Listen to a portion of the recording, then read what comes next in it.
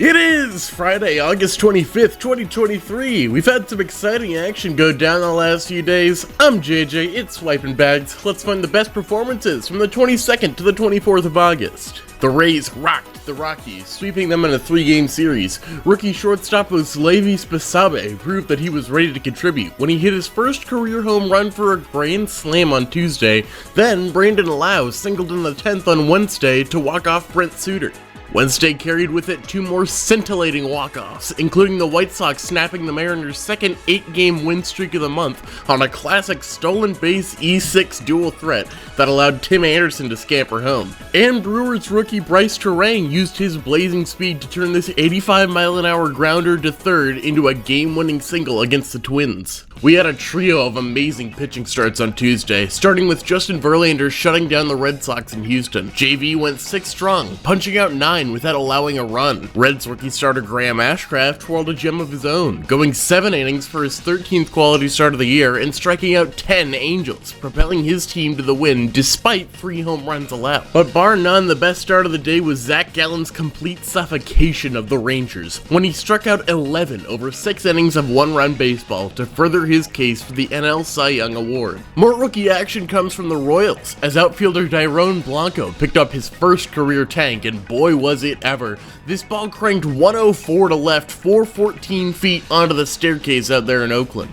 That same game, promising southpaw Cole Reagan stifled the A's in a 6-inning, 11-strikeout masterpiece, where he allowed just 2 base runners, both on singles. Paul DeJong was signed by the Giants earlier this week after being released by the Blue Jays a few days prior, and wasted no time introducing himself to Giants fans by homering in his first game on the team. He picked up 2 more hits on the day to go with 4 total RBI and a strong showing. And speaking of strong, how about Bryce Harper that same game? Harper hit 4 balls into play against the Giants, all 4 of them clocking in at over 110 miles per hour off the bat. He was rewarded with a game-tying home run off Giants closer Camilo Doval for his efforts. Hey, so remember the Harper thing? Yeah, the one I just talked about? How about that happening again the next day? Giancarlo Stanton made it a reality, hitting balls 109.2, 111.3, 114.1, and 118.6 miles an hour off Nationals pitching, amassing 7 total bases in the process. Per @Cespedes on Twitter, it's just the 6th time in the StatCast era a player has hit 4 balls at 109 miles per hour or harder. The 5th? You guessed it, Harper. Maybe he picked up a thing or two from teammate Aaron Judge. The 2022 AL MVP went yard 3 times against the Nationals on Wednesday, with 2 home runs off Mackenzie Gore going over 430 feet each.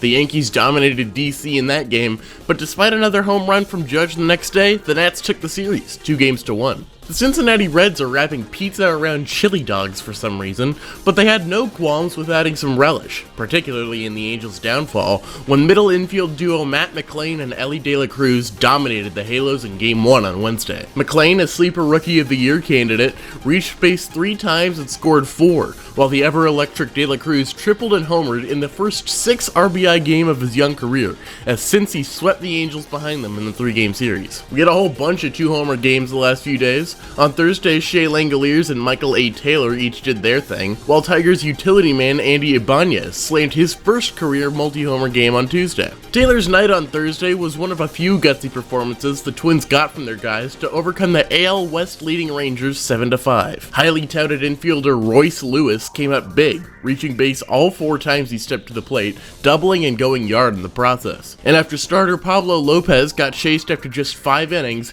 the hulking 6'5" second-year Josh Winder came up with 3 massive scoreless innings to keep the Twins in front and save Rocco Baldelli's worn-down bullpen. Marcell Ozuna, yeah, you know, the one from the Braves, had a solid couple of days on Tuesday and Wednesday, going a combined 6 for 7 with a walk, 2 doubles, 2 home runs, 5 batted in, and 4 times scored. That supplemented Charlie Morton, confounding the Mets over 7 innings of a scoreless start, in which he struck out 11, while allowing just 5 to reach base. Morton's had a great year with the Braves, and this was his 11th quality start. Blue Jays high-leverage man Eric Swanson reached his 20th shutdown appearance of the season. That's games in which he accrued 10% or more in win probability added, becoming the 6th this year to do so. The next day, Giant submariner Tyler Rogers did the same in a massive bounce-back year for him. The Orioles overcame the Jays at home on Thursday in large part thanks to big showings from Anthony Santander and Cedric Mullins. Santander hit his third home run in 2 games after a 2-homer night on Wednesday,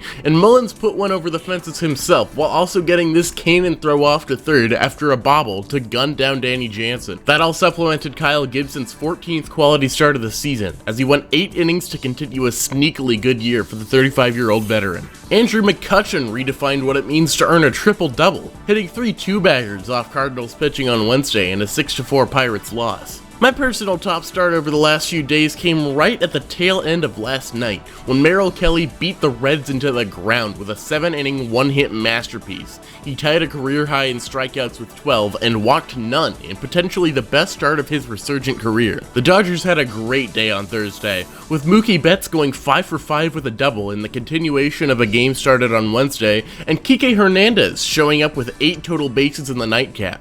Dodgers won both games, outscoring the Guardians 15 runs to 4. Gonna wrap up the first half of our show today with a look at the amazing couple of days the Boston Red Sox had to split a 4-game series with the Houston Astros. Returning customers might remember Adam Duvall's clairvoyant home run on Monday, but that was just the start of it. For the series, Duvall went 9 for 16 with 2 walks, 3 doubles, 3 home runs, 4 times scored, and 8 knocked in altogether. He contributed to the Red Sox 17-1 drubbing of the Astros on Thursday, in which catcher Connor Wong charged Houston, granted that's probably poor wording, for 4 hits and 6 at-bats, complete with a double, home runs, and 4 times scored in that game alone. But it's the rookie who captures my player of the day.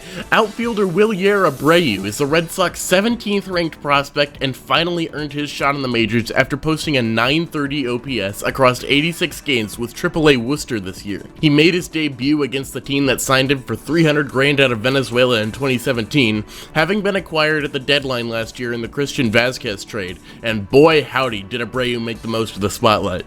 He crashed onto the scene in a huge way, going 6 for 12 with 2 walks in his first 3 games, while doubling 3 times, scoring thrice, plating 5, and cranking this mammoth home run off JP France on Thursday for his first big league shot. Welcome to the show, Wilyer Abreu. You are the Swiping Bags Player of the Day. We'll take it to the second half of our show today now with Ryan Mountcastle getting the job done in Baltimore to double off Danny Jansen. Mountcastle also got a taste of some pretty solid defense from his second base counterpart, with Jordan Westberg making a slick glove flip. The Blue Jays got in on the action when Bo Bichette went arms and legs akimbo to throw out Adley Rutschman at first base. Red Sox shortstop Pablo Reyes continued to show why he sticks on the major league roster with an incredible jump throw to retire Yordan Alvarez. Garrett Whitlock sold out to catch this Alex Bregman pop fly in foul ground, even though Bregman had already been called out on a questionable interference play. Harrison Bader's diving catch set down Lane Thomas on Wednesday, and Parker Meadows introduced himself to Cody Bellinger by running down his line drive on Tuesday. Tyler Freeman got Guardians radio announcer Tom Hamilton all worked up when he lunged to make this grab. Diving grab by Freeman! Oh, what a play! And how about Luis Robert Jr. making it look so easy? He performed his second home run robbery in the last 4 days. Speaking of Monday, when Michael Harris robbed Francisco Lindor, I'm sure he thought that was the end of it. Not so, as Eddie Rosario came in to steal away another hit from Lindor the next day. Ellie De La Cruz's success wasn't limited to the plate. He laid out to snatch a dribbler from Randall Grichuk, then sidearmed a strong throw to first. Another Red, Tyler Stevenson, showed off why he's called the quarterback of the team by throwing out Mickey Moniak stealing second base. Indeed, catchers truly are athletes. Here's Yan Gomes selling out to steal away a sacrifice hit from Alfonso Rivas in a tie game in the ninth. Jamer Candelario did the old Tyler Freeman gambit when he leaped to his left to put away Matt Vierling. And then Hayden Wesneski stole one away from Jake Rogers with an incredible feat of reaction time. Rockies center fielder Brenton Doyle showed on Wednesday why he might just stick out there with this running grab, while Alec Thomas showed that in center, elite speed can make up for a bad jump.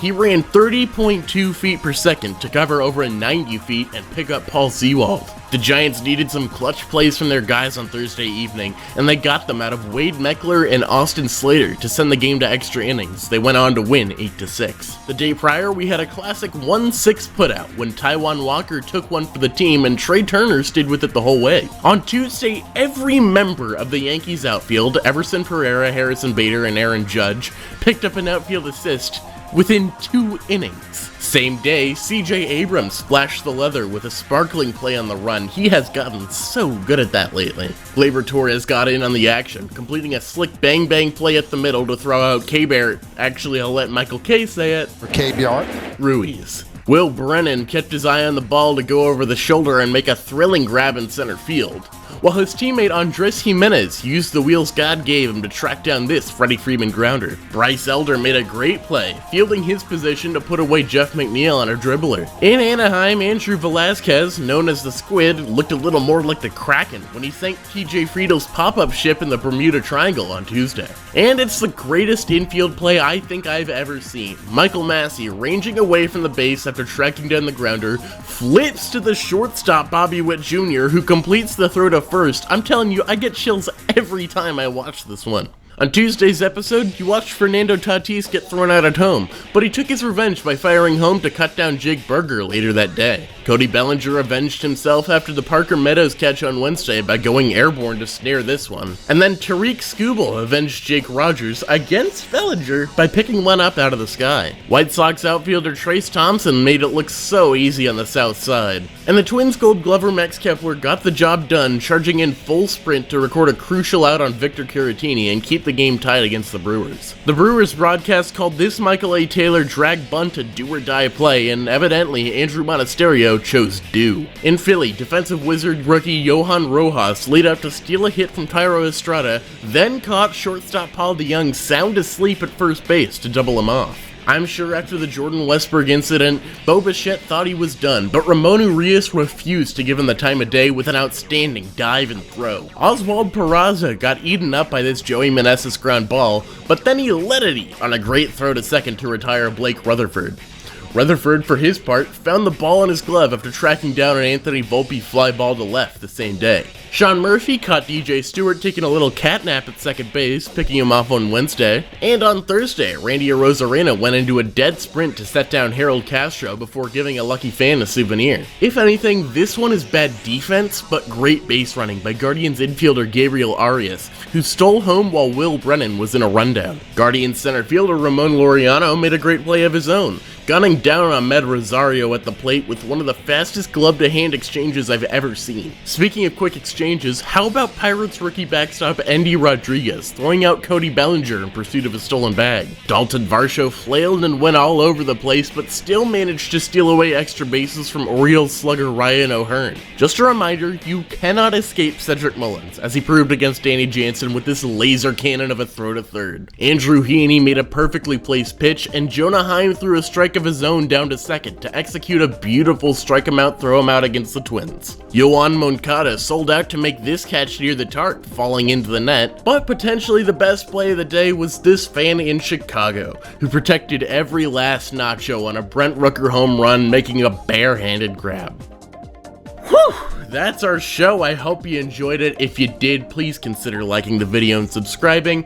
My goal is to get out episodes every Tuesday, Friday, and Sunday, anywhere from late morning to early evening. All that being said, I'll see you Sunday.